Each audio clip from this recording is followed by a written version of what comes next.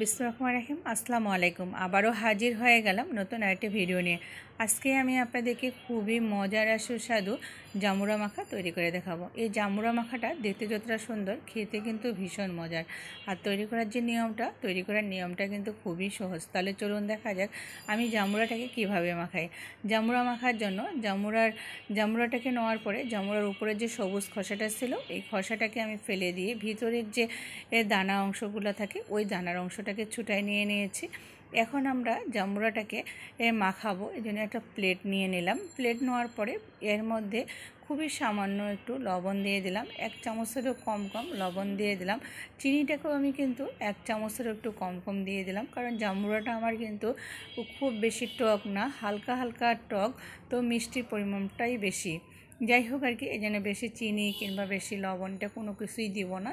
তো এরপরে আমি চিনি আর লবণটাকে দেওয়ার পরে তারপরে এর মধ্যে আমি সরিষার তেল দিয়ে দিলাম। তারপরে এর মধ্যে আমি দিয়ে দিচ্ছি একটা কাঁচামরিচটাকে দেওয়ার পরে তারপরে দেখেন চিনি, লবণ আর তেলের মধ্যে কাঁচামরিচটাকে এইভাবে ডলে দিয়ে দেব।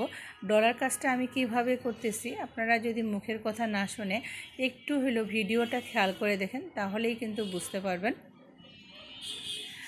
কাঁচামরিচটা ভেঙে নেওয়ার পরে তারপরে আমরা কাঁচামরিচ, লবণ, চিনি, তেল এগুলাকে একসাথে খুব ভালোভাবে মাখায় নিয়ে নেব। একসাথে যখন লবণ, চিনি, কাঁচামরিচ, তেল এগুলো মাখানো হয়ে যাবে, তারপরে আমরা এর মধ্যে জামুরাগুলোকে দিয়ে দেব।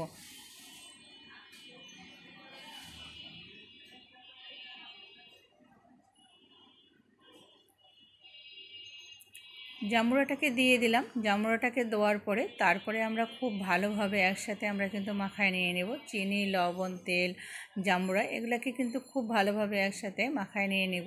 এমনভাবে মাখাবো যেন প্রতিটা জিনিস, চিনি, লবণ, তেল, জামুরা একসাথে খুব ভালোভাবে মিশে যায়। এইভাবে আমরা কিন্তু হাতের সাহায্যে নাড়াচাড়া করে মাখায় নিয়ে নেব।